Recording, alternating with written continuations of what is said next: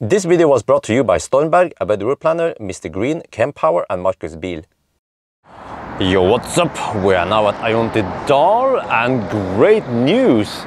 I just spoke to some Ioniq people. Ioniq will finally get more chargers here. Already within 1 month, they will get 12 chargers. And hopefully we'll fix the kaput charger. No, they will be the latest and greatest generation of tritium, and they will actually replace these ones with the new tritium chargers. The same tall one that you see on at Helsingborg. Yes, you see how reliable they will be. But yeah, anyway, today it's all about the Hongqi E-HS9. This is the electric Rolls-Royce. No, but actually, fun fact: the designer from Hongqi used to work for Rolls-Royce. That's probably why it looks like a Rolls-Royce. And you know, this car is like a makrell i tomat in Norway. Either you hate it or you love it. I actually love the looks. I think that it's awesome that they dare to be different than all the boring cars, boring electric cars out there nowadays. Okay, anyway, so let me show you. All right, let me show you. Look. Huh? Okay, how to. Do you like this shit? Look at this. Huh? This is proper Chinese luxury. I have captain's chairs here. I have HVAC settings. I have 230 volt outlet, AC, DC. Well, only USB-A. What, did they not invent USB-C yet in China? Okay, no joke. There is actually USB-C here. At least one of them. And then one USB-A. Look at the screens here. Huh? I'm going to show something else. We have plenty of space here. This is a 6-seater. And then if you look here. Hongqi. Okay. Here we have shit ton of space, but let's take up the third row. Huh? Do you like this shit? Oh, wait. Yeah, okay, let me take it down then. I think that one is actually rubbing into the... Yeah, they need to fix that shit. Because when we do this, if the rear here is a little bit too much back, then it rubs into this. They should do it like Tesla. They should automatically adjust this one forward a little bit before they do that. But they can fix that. Yes. Let's see. Okay, we are here at Dal. Hang on. Okay. And today we're going to do a range test. So we'll drive along with Mjøsa. Yeah, it's actually called Mjøsa. Oh, gee, look at this. Okay, we'll drive a little back and forth there, but I will do the 120 test first because it's 11 in the morning. We don't have too many left lane huggers. So I will just take a quick run here and we will see how thirsty is this car. Because remember, this one has a drag coefficient of 0.345. Yeah, 0.345. Most cars nowadays out there, like, you know, most electric cars, they have less than 0.3. The good cars, they like this one, you know, 0.25, 0.24. But this car, 0.3. I have to buckle up so you can see the freaking beast.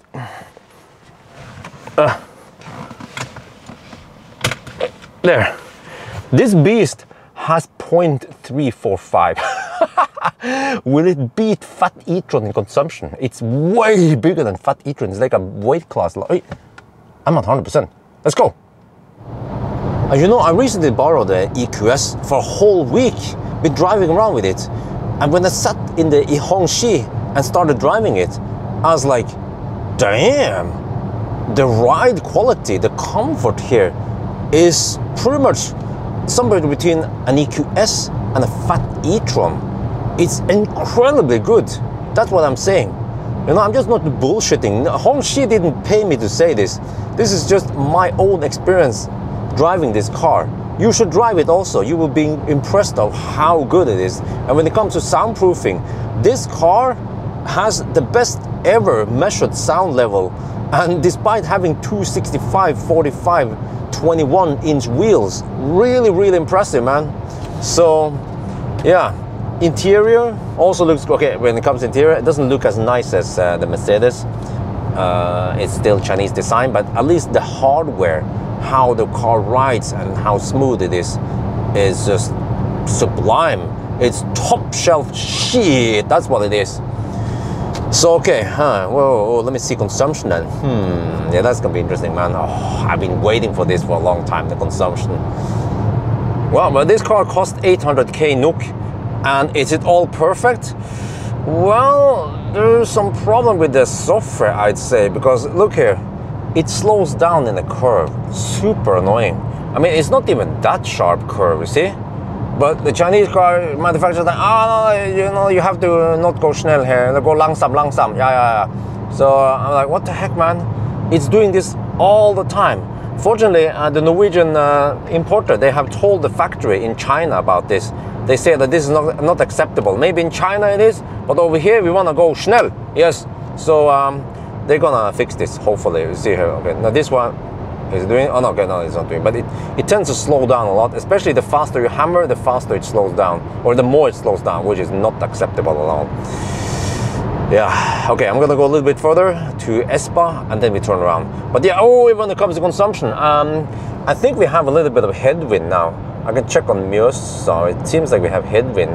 So yeah, there's consumption a little bit high, but bear in mind that this is a 6-seater. It's humongous. Well, we're back at the Ioniq. Okay, 326 watt-hour per kilometer. This car also underreports distance, so it's actually lower than this. This is not too bad. Okay, it's more than Fat e-tron, but yeah. Well, getting 83 kilowatt at 72%. Not too shabby. We're on the move now, so this car has no head-up display, at least not the one. Oh, that's a nice Porsche. But it's a fossil Porsche. Shit, no, okay, I take it back. It's not a nice Porsche.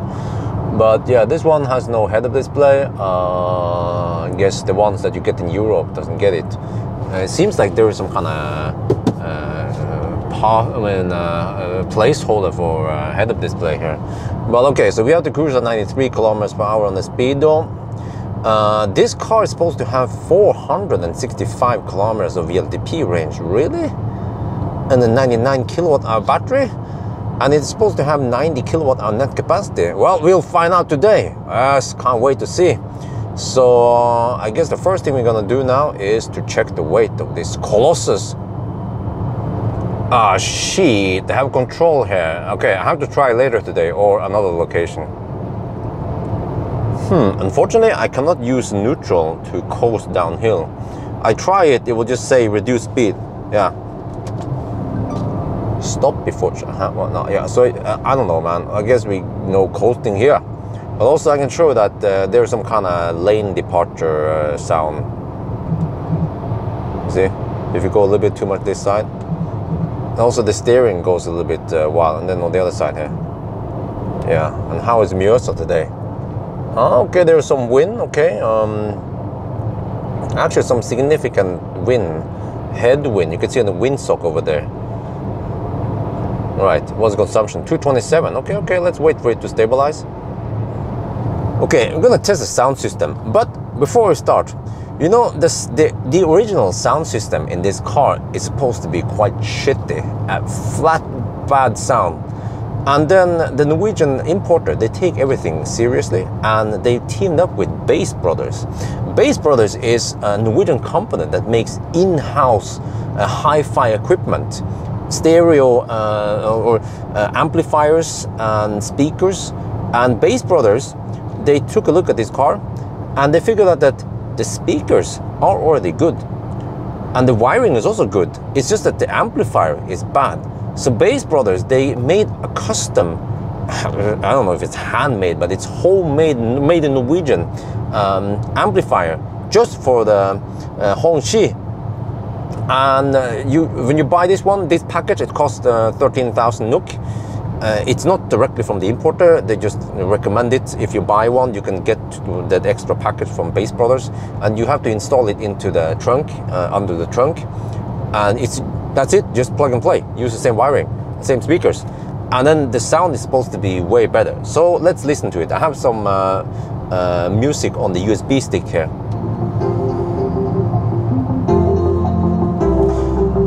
That sounds like... Okay, we're gonna listen to the bass here. Let's see. Oh, nice and deep bass. You know, it's like the amplifier was able to blow some life into the subwoofer, and it just sounds really good now. Deep bass. But listen to louder. Yeah, it has nice punch to it. Maybe a little bit loose. I want to have that firmness like we can get in some of the other high-end system, but still really, really legit. Next song.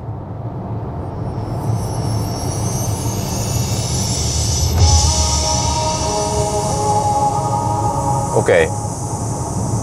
We have some tweeters here on the A pillar, and then some mid bass and some tweeters also in the door. Nice detail in the sound. Oh, that one, really crisp. Wow. I have to say, man, for a Chinese car, this sounds damn good. We'll skip to the bass part here.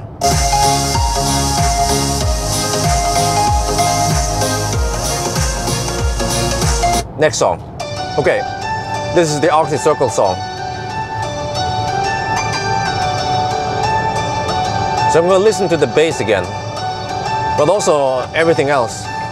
It sounds quite clear. I'm surprised that just by an amplifier upgrade, you can make the system sound so much better. I haven't tried the original one with a poor amplifier. The bass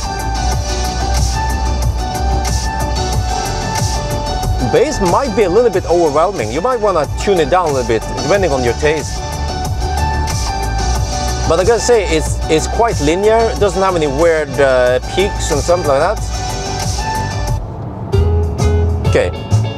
Won't you let me dream that you're mine again? Yeah. Also good. For just one day. Last song, okay. Oh wait, this one. Oh, okay, this one. Sometimes I listen to this. Let me listen to it.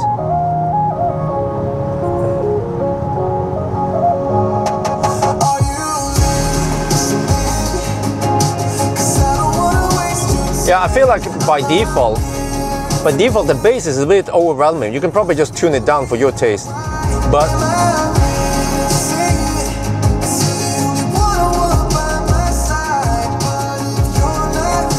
I gotta say, it sounds great. It sounds really good, crisp detail without being over crisp. Okay, this last one, I can listen to rattling in the door. But I hear some kind of distortion. Could almost sound like blown tweeter in the A pillar. And there's some kind of rattling here with the bass. Not sure what that's all about. Okay, so if I give this some score, it scores very well on many of the tones. The bass is also nice and deep. Gets some minus because it's not so tight. And then the rattling in the door.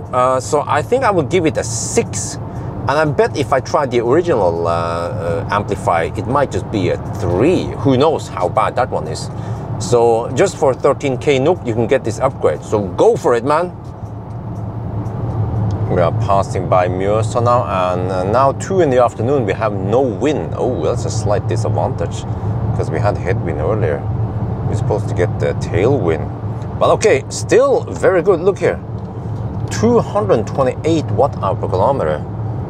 Damn. And then we also have to correct for a slight underreported distance here. This is looking really good. Unfortunately, we did this, I mean, the high-speed test was done in the morning hours, so then it was colder. You see, outside now we have 16 degrees Celsius. Ideally, I want to run the high-speed test also in the afternoon hours, but then we have too much traffic. So, right, but yes, we still have a long way to go. We are only at 63%. We have to go down to, I don't know, 5% maybe. So, well, actually at 7 or 8%, it will stop showing indicated range. So I don't know how deep I want to go. And I didn't bring the EcoFlow today. We just turned around at Dahl and finished one full cycle, and at the roundabout it was showing 179.4 kilometers. So that means that this car is underreporting distance by 1.4%. That corresponds with the 1000 kilometer challenge, where we also did a measurement, which is good. It should be consistent, right? So right now we have 228 on the display, which means 225 watt-hour per kilometer. That is actually right on par with Fat e-tron, huh? And this is way bigger than Fat e-tron. Okay, so you have 54% battery left. Yes, let's go another cycle. Oh, okay, they stopped pulling over more people now, so the control is over, but there's still some backlog here.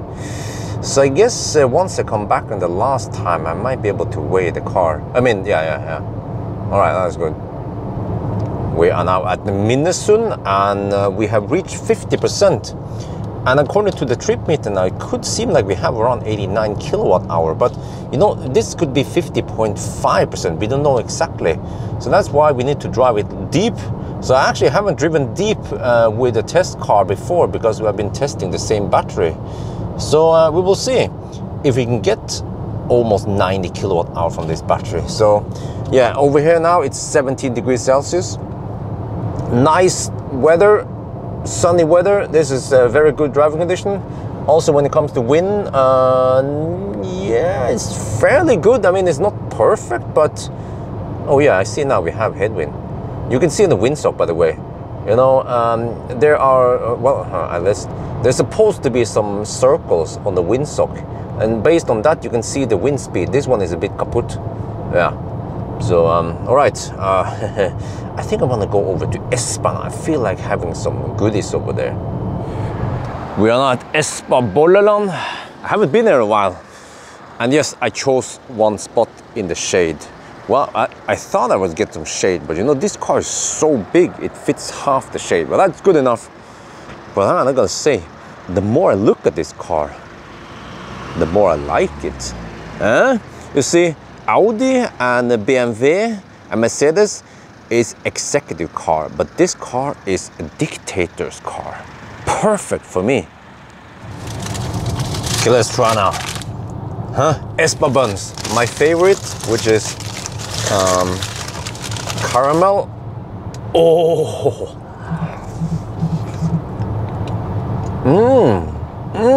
always nice and fresh. Oh yeah.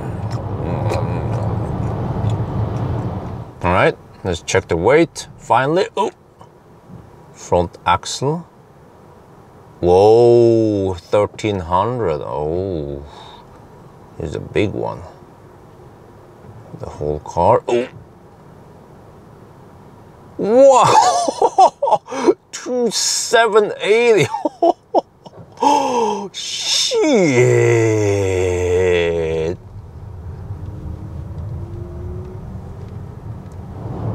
Okay, we are getting close to the end now. So we have 7% left. And okay, so when I claim that you don't see indicated range at 7 to 8%, I think that's based on higher speed. So it's probably when the kilometer is too low, maybe below 10 kilometers, then you don't see anything. But okay, so I think I will go to Kløfta. It's not the same start and end point, but it's quite close anyway. So I want to try to save some time, and I want to get back home ASAP to take care of the baby and wifey. So yeah, the measurement will be slightly off, but almost nothing really. I know, I have to say, man, the consumption has been dropping and dropping. You see here earlier today. No, I keep it. Yeah. This is since Espa reset. So actually, the first half, or actually more like the first, roughly the first half had higher consumption than the second half. So I guess if I started a little bit later today with higher temperature, it would be better. But okay. So let's get over to Kløfta then. Okay, it's doing it again. So just a minute ago, it was showing 5% and 20 kilometers, and suddenly it was 5% and dash. So I guess the car doesn't want to estimate how much range it has left, but yeah, I think it's time to bail out now. This is it, we are done. DON, look at this, 218 watt-hour per kilometer before correction, and 4% left. All right, let's plug in and calculate some numbers here. Oh, let's see. Will we see 140 kilowatt as advertised? Oh, nope, only 100 kilowatt. Ah, shit. So just right nearby here we have some mere chargers, but they are shared 150 kilowatt, and that means that I will only get 75 kilowatt from them. And also the mere chargers are getting kind of pricey, but the UFC chargers here, well, Eon UFC, they are 300 kilowatt, and I will get, yeah, whatever. I'm not sharing, I'm not caring. So another nice feature with the not the Major, the Eon chargers that, let me show you this one. That one is occupied, but I'm going to show you this. You see, we have card reader. If we look here, they also implemented it here, that it costs 5 NOK per kilowatt hour. Yeah, many other places nowadays, you actually have to pay 7 to 8 NOK per kilowatt hour. So this is brilliant. You can pay with card. You don't get any nerf speed. Wait, we said it in Deutsch. Yeah, and even nice bonus. This is the small stuff I appreciate. We can do some ABC while we're charging, huh? Because I'm getting a little bit smutsig in the front there. Hey, how is it going now? Oh, it's slightly higher. Wait a minute. Maybe the charge is a limitation here, not the car. So okay, in the 90 test, I estimated that we can go 402 kilometers. What the heck? With a consumption that is quite impressive, despite being such a big car. So it's kind of right on par with the other big Chinese cars. But this one actually being a little bit better on the 90 test. And then on 120 test, okay, it's high because it is what it is, bricks on wheels. But I guess if the temperature was higher, it would be slightly better consumption, even than a high-speed test. So yes, 86.5 kilowatt hour is what I measured out of this battery. This is why it is important to do a full measurement rather than just a half measurement, because then you usually get some errors because of not linear state of charge scale. But I mean, I still wonder, okay, I mean, we keep talking about the fat e-tron here, but this one, this Hongqi to be directly compared to NIO ES8, of course, and BYD Tang, maybe Model X, but I still wonder, why the heck is the fat e-tron so thirsty? You can say, well, it's because it's so heavy. Well, this one is also really heavy, and this one has 265 fat tires even. So, yeah. That is still the big mystery. Okay, anyway, I think that's going to be it for now. I hope you guys enjoyed this video. As always, thank you for watching, and talk to you later.